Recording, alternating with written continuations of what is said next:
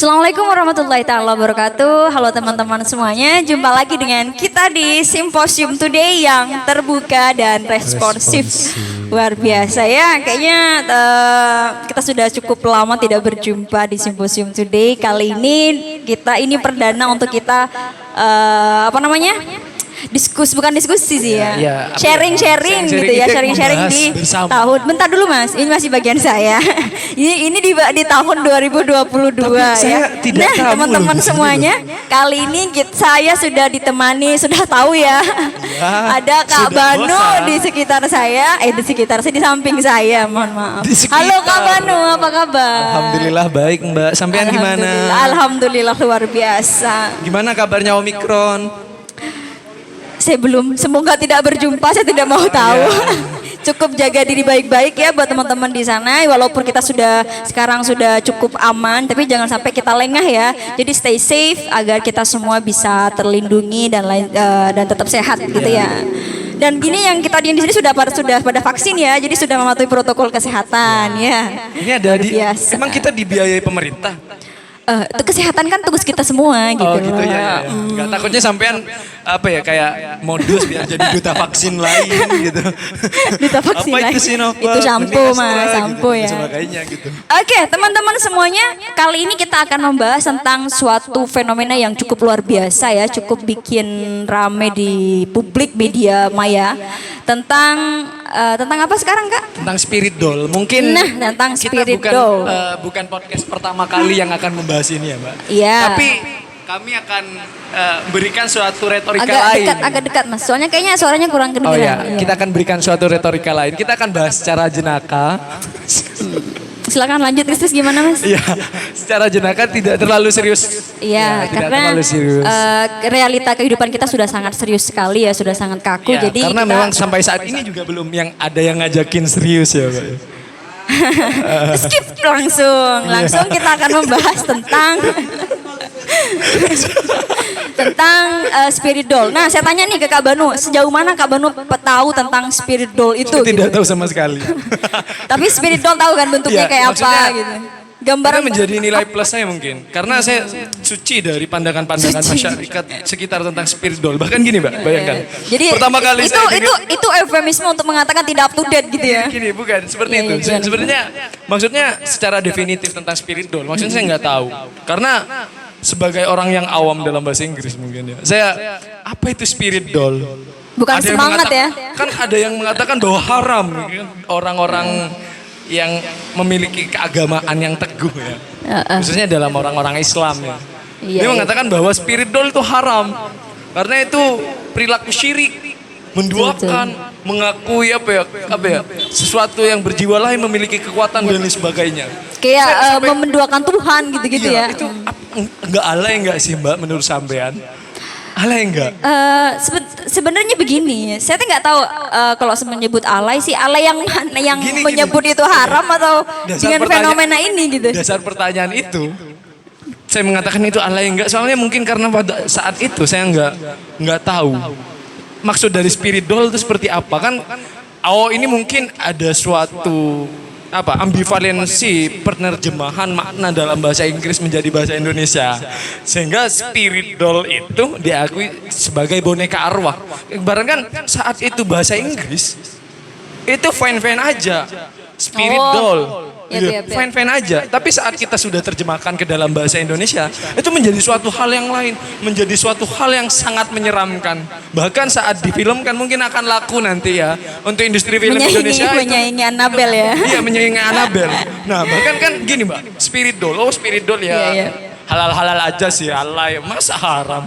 Cuma main boneka, apalagi boneka yang dapat menimbulkan rasa spirit gitu. Semangat seperti itu. Kan boneka spirit doll kan boneka yang dapat menambah spirit dalam kehidupan kita ya. Halal-halal saja sih. Cuma mungkin karena ada distingsi makna di antara bahasa Inggris dan bahasa Indonesia sehingga diterjemahkan ke dalam boneka arwah. Ini hipotesis saya pada saat itu. Menjadi ini suatu hal yang lain. Jadi maksudnya saya tidak kaget dengan seperti itu. Saat orang-orang mengatakan itu haram. Saya justru kebaliknya begini Mas. Saya nggak kaget juga sebenarnya. Karena begini, mungkin yang saya pahami tentang spirit doll ya, yang saya pahami bahwa spirit ini bukan diartikan semangat, tapi lebih ke arwah gitu ya. Spiritual ya, spiritual. Spiritual, kalau di kita ada sesuatu yang abstrak gitu ya, metafisika. Jadi spirit ini sesuatu yang lain atau alam gaib gitu ya. Berarti kalau ada orang yang lagi semangat itu adalah orang yang lain gitu ya. Lain dari biasanya. Iya, lain dari biasanya. Biasanya mager, nolak dan sebagainya. Tiba-tiba spirit, dia adalah orang yang lain. Tapi bukan arwah dia, cuman bentuk spiritnya itu berbeda gitu ya, excited arwah gitu lah, ya. Kalau nggak ada arwahnya dia nggak mungkin semangat. Dia iya, itu gejala gitu ya. Nyari ngeles aja ya. Terus apalagi yang kalau spirit doll yang saya pahami di publik gitu ya, itu sesuatu yang kalau misalkan di usia kecil, anak kecil bermain boneka itu sesuatu yang lumrah gitu kan. Kayak walaupun mungkin Kak Banu gak suka main boneka gitu ya. Dan juga beberapa anak mungkin tidak suka main boneka gitu ya. Apalagi menjadikan perempuan sebagai boneka. Masya Allah, astagfirullahaladzim gitu ya. Awas, KKI bukan boneka. Iya kan memang bukan boneka. Nah, jadi boneka arwah di sini dia meletakkan arwah menurut mereka ya. Mereka meletakkan arwah pada sebuah boneka gitu.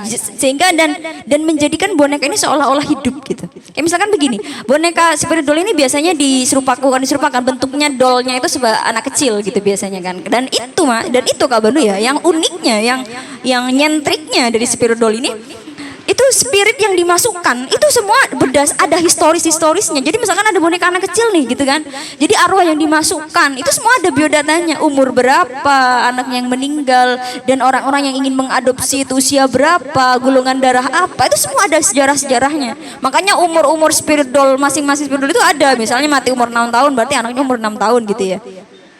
Dan kagetnya saya itu kalau mungkin dari orang Madura gitu ya, sesuatu boneka yang dikasih arwah itu sesuatu yang cuman istilahnya aja yang baru gitu kan, dan menjadi tren. Karena kalau di ilmu magis di Madura itu bukan sesuatu yang wow gitu kan. Karena ya kita tahu sendiri Kak Banu ya, sesuatu yang magis diletakkan di boneka, ditusuk-tusuk dan lain sebagainya. Itu kan sudah ada dalam budaya kita gitu. Ada dalam kita mempercayai ilmu magis itu gitu kan. Bahkan dalam Islam pun kita tahu bahwa ada sesuatu yang berupa spirit ada dalam di dunia kita gitu. Nah, menurut Kak Banu jika memang spiritual dan sebenarnya ada juga nih spirit doll ini. Dikit-dikit gak apa-apa kok, Mbak. Kalau mau disatukan gak apa-apa. Ini jadinya kok jadi saya yang jelasin ya. Jadi spirit doll ini dasarnya bukan di Indonesia Kak, bukan dari Barat juga, tapi dari Asia juga, dari Thailand gitu. Jadi masuk ke Indonesia dan tiba-tiba banyak ini menjadi tren. Dan banyak artis-artis yang tiba-tiba ya dengan berbagai macam alasan gitu ya, tiba-tiba spirit doll semua berangkat, tapi itu sesuatu yang hidup. Nah, kalau misalkan ini nih saya kan ngasih gambaran ke Kak Banu. Nah, menurut Kak Banu sendiri menanggapi itu kayak gimana? Jika ini bukan spirit doll yang hipotesis Kak Banu di awal gitu. Iya, sebenarnya saya juga kaget sih. Apalagi kagetnya gitu.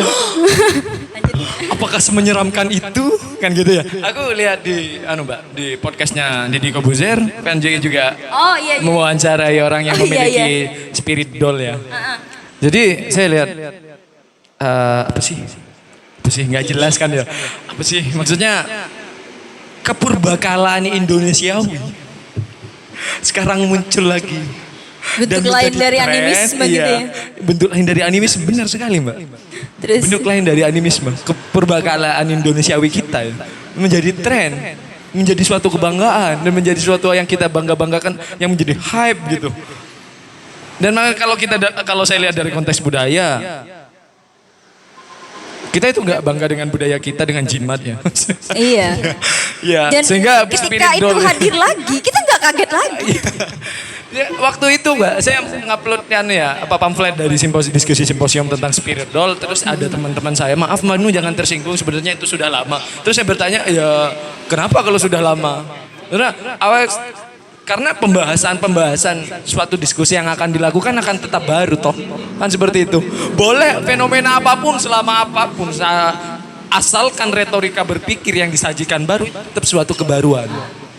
Apalagi dalam ranah retorika berpikir dalam diskusi. Nah, cuma kalau lihat dari sampean mengatakan itu banyak sejarahnya gini-gini, ya memang kalau tidak ada sejarahnya, tidak dijelaskan secara historis itu tidak akan menarik. Seperti film, kita lihat bagaimana film Spider-Man No Way Home. Itu menjadi sesuatu yang booming kan ya Mbak ya. Itu menjadi film yang sangat berdasar. Film yang memiliki alur yang kuat. Karena apapun jokes, alur, pembawaan, plot twistnya gitu-gitu ya. Twist dan lain sebagainya. Semuanya itu memiliki dasar yang kuat melalui sequel 3 Spider-Man yang sebelumnya. Sehingga saat orang melihat Spider-Man No Way Home memiliki ada genealogi yang sudah bisa Anda pahami di situ. Dan memancing untuk menonton yang sebelum-sebelumnya gitu ya. Seperti itu Mbak. Jadi ya, lanjut. Saya wajar aja sih. Dan mungkin bisa dikatakan kehaluan yang inflasi kehaluan mungkin ya. Karena memang kalau kita dalam sudut pandang Islam, kalau kita melihat dari sudut pandang Islam, kalau dilihat dari sudut pandang agama lain maupun kekristenan, sebenarnya tidak akan jauh beda. Melihat bagaimana kita melihat film Annabelle yang diangkat dari kisah nyata. Itu justru diatasi secara Kristiani kan ya, oleh agama Kristiani. Nah, kalau kita lihat dari perspektif Islam, karena memang bukan karena saya agama Islam, karena memang dalam Islam memberikan perspektif tentang hal yang seperti itu. Sebenarnya itu bukan arwah. Bukan arwah anak itu. Bukan arwah yang kita labelkan kapan dia meninggal, kapan dia di umur berapa dia, siapa namanya. Tapi dia adalah suatu hal yang lain. Kalau dalam Islam kita mengatakan itu sebagai jin. Karena jin itu kayak ada dalam frekuensi yang lain, ada di dunia yang lain yang hidupnya berdampingan dengan kita. Dan pada suatu titik frekuensi yang sama kita bisa dalam satu dunia yang sama, dunia paralel mungkin ya, saya nggak tahu. Cuma kalau kita lihat bahwa apakah spirit doll ini hanya menjadi tren saja? Bener-bener asing sangsi dan kaget gak sih bagaimana mental kita sebagai orang Indonesia itu menjadi karena mungkin kita mental netizen, bangsa Indonesia kan mental netizen, nggak ada yang selebgram. mental kita mental netizen. Kita selalu menikmati tren yang ada.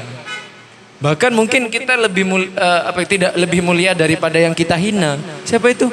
Bocor bajigur meledak buma dan sebagainya. Ini kan mental saya tidak menghina loh. Saya tidak bilang sampai.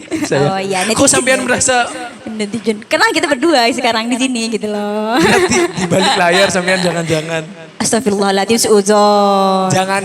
Ikan seuzon. Jangan. Hipotesis kan? Bukan hipotesis. Jangan. Di balik layar jangan. Satu aja jangannya ya. Iya gitu ya. Jangan. Gitu. Lanjut. Nah, jadi fenomena spirit doll ini kalau kita lihat sebagai fenomena tren saja, ya udah kita cuekin aja karena ini akan lewat. Dan mereka juga akan membuang boneka itu pada waktunya. Juga itu kan sebenarnya tidak masuk akal, Mbak. Bayangkan. Iya sudah, saya kemarin gak usah sempat bertanya-tanya juga gitu ya, Mas ya. Mas Banu ya. Biasa jadi, sama Mas siapa nih? Jadi gini, maksudnya kita sudah ada di zaman posmo, bahkan kita sudah melampaui modern gitu ya. Kita menyebut era sekarang adalah era postmodern gitu ya. Tapi ketika kita dihadapkan dengan fenomena kayak gitu, bagaimana mungkin orang itu mudah percaya gitu kan bahwa kita memiliki dimensi yang berbeda gitu ya. Mungkin kalau nonton Doctor Strange tahu, kalau Doctor Strange menyebutnya bukan sihir gitu ya, tapi energi gitu ya. Ada energi lain, kita sadar itu gitu kan. Tapi kan sekali lagi bahwa bagaimana kita bisa memverifikasi bahwa sebenarnya doll ini gitu kan. Doll ini ada arwahnya gitu kan. Bahkan nanti Kak Banu bisa memberikan perspektif dari segi ekonomi gitu ya. Dijual dengan harga yang sedemikian rupa gitu kan. Tanpa kita sadari bahwa ini sebenarnya ada enggak sih? Atau katanya Kak Banu tadi itu nggak penting sebenarnya dia lahir kapan, ini dari mana arwahnya gitu kan. Tapi yang menjadi menarik adalah bagaimana mungkin kita sebagai manusia yang hidup di era ini itu meyakini itu gitu kan. Bahkan di era modern pun dengan paradigma positivistik meyakinkan bahwa yang ada di dalam itu adalah sesuatu yang hidup gitu misalkan. Itu sudah out of out of intellectuality. Out of mind atau apa gitu. Kalau ya. kita golongkan orang-orang yang percaya spirit doll bukan orang-orang intelektual. Jadi saya tidak kaget sebenarnya. Karena orang-orang intelektual tidak akan percaya itu. Maksudnya bukan tidak akan percaya. Sebenarnya bukan tidak percaya. Ya. Karena orang intelektual tidak bertumpu kepada kepercayaan, tapi uji verifikasi yang Mbak Winda sampaikan tadi. Kan Mbak menuntutkan ini verifikasi dan sebagainya. Itu intelektual banget kan. Dan kita lihat analisis orang-orang yang menikmati spirit doll dan bahagia dengan spirit doll mereka bukan orang-orang golongan intelektual. Rata-rata ya. Aku nggak punya data orang intelektual yang memiliki itu. Karena sebenarnya gini, pertimbangannya lebih banyak gitu ya. Pertimbangan rasio, tidak hanya persoalan emosi dan juga bagaimana kalau misal gimana ya guys. Saya jelasinnya bahwa kita sudah hidup di dimensi yang lain gitu. Dan kenapa kita harus memaksa mereka untuk hidup dalam bentuk boneka ini gitu kan.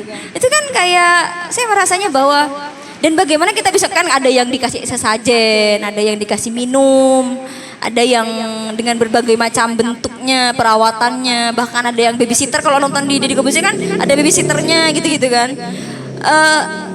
Itu sih kalau menurut saya kalau pakai istilahnya kejadian kemarin siapa tuh yang saya ngajisi itu siapa teman-teman yang mungkin lihat di Liquid Modernity. Liquid Modernity-nya Liquid Modernity Bauman kok saya yang lupa ya. Jadi Sigmund Bauman, kalau singkatan Sigmund Bauman kan efek dari postmodern itu ketika kita sudah tidak tahu arah kemana dan tanpa landasan yang kuat gitu. Dan apakah ini memang gejala-gejala yang mungkin akan kita temui dalam beberapa era ke depan karena kita sudah percepatan yang cepat dan tiba-tiba ini kan bukan tren baru, cuman barunya masuk ke Indonesia gitu. Sebenarnya bukan baru masuk ke Indonesia juga sih, sebenarnya baru viral aja ya. Karena memang viral. Cuma gini aja, mungkin yang menjadikan ini tidak terlalu judge negatif ya, dijudge negatif. Karena memang penggunaan spirit doll ini tidak merugikan orang lain. Iya sih. Hanya meresahkan. Kan gitu. Kalau spirit doll dengan kebudayaan kita, spirit doll kita itu dapat menghasilkan uang. Tuyul. Itu spirit itu bukan doll. Asli itu enggak bukan doll. Itu apa itu? Spirit kit. Apa ya spirit kit kah? Selucu doll tapi itu maksudnya. Seram spirit sih. Doll itu maksudnya spirit doll itu mungkin dikatakan doll karena dia tidak bisa merugikan orang lain. Karena dia memiliki energi spiritual tapi menjalankan fungsinya sebagai boneka. Padahal kita punya yang lebih hebat warga Indonesia. Kita punya yang lebih hebat. Tapi tetap sekali lagi kita memiliki hal yang lebih produktif daripada spirit doll Anda. Tapi tuyul. Hargai. Tapi sekali lagi dalam konteks agama kita semuanya termasuk dalam haram gitu ya sebagai anak Febi. Bukan haram. Kalau haram kan kita konsumsi. Syirik ya Allah maksudnya saya syirik gitu ya. Karena bukan kita tidak mempercayai sesuatu yang abstrak gitu ya. Cuman kalau katanya saya mengutip dari Prof. Quraish Shihab. Semoga beliau selalu sehat ya. Amin. Beliau mengatakan bahwa ketika kita mempercayai sesuatu yang bisa membawa manfaat, bisa menghilangkan kesialan, itu sudah syirik gitu kan. Dengan apapun itu gitu kan. Bahkan dengan gadget sekalipun, bukan hanya kesyirikan bahwa kita percaya spiritual itu semua syirik. Bahkan kita juga jangan-jangan kita menuhankan gadget, menuhankan sesuatu yang lain gitu kan ya. Nah, kalau kita percaya bahwa dia suka sama saya itu syirik gak sih? Enggak. Oh, enggak juga. Cuman ya tergantung sih. Oh iya. Dengan kalau kadarnya lebih batas bisa itu juga halu sih. Oh, iya. Nah, ada nih Mas yang saya suka itu kemarin siapa Mas Anu? Suka sama siapa? Pemikirannya Roy Kiyoshi. Oh, dia memetakan 3 hal dalam orang-orang yang sekarang fenomena spirit doll itu. Pernah nonton nggak? Enggak. Dia punya. Saya kebetulan aja karena kemarin jadi pemateri di itu kan. Oh, iya. Jadi dia memetakannya menjadi 3. Jadi ada yang di tahapan sensasi, ada yang di tahapan obsesi, ada yang di tahapan fantasi. Jadi fenomena itu wajar jika misalnya ada obsesi itu misalkan ada orang yang kehilangan anaknya dan melalui jalur psikologis dia menggunakan doll gitu kan ya. Terus ada yang di sensasi itu ketika orang-orang ya tahu sendiri ya menjadikannya tren. Ada juga yang fantasi yang mungkin ini menjadi akibat dari posmo sekarang. Misalkan orang berfantasi bahwa hidup dia benar-benar bisa jadi anak misalkan karena keterasingan, karena latar belakang dia sering kesepian. Misalnya jangan sering kesepian, nggak Banu ya? Itu berbahaya kadang. Jadi kadang itu bisa menyebabkan misalnya karena dia butuh seseorang, makanya dia butuh spirit doll dan lain sebagainya. Itu tahapan-tahapan yang bentar. Saya tahu menyangga ya. Bukan menyangga, cuma gimana? saya ingin benturkan itu kepada realitas sosial kita di sini, di antara saya, Mbak Winda dengan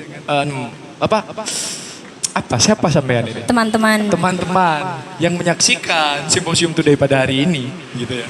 Bahwa sebenarnya kalau kita melihat dari tiga pembagian yang diberikan tadi klasifikasi oleh gitu ya. Klasifikasi yang disajikan oleh siapa, Mbak? Roy Kiyoshi. Roy Kiyoshi. Sebenarnya saya memiliki seorang teman, Mbak. Dia juga menganut seperti itu.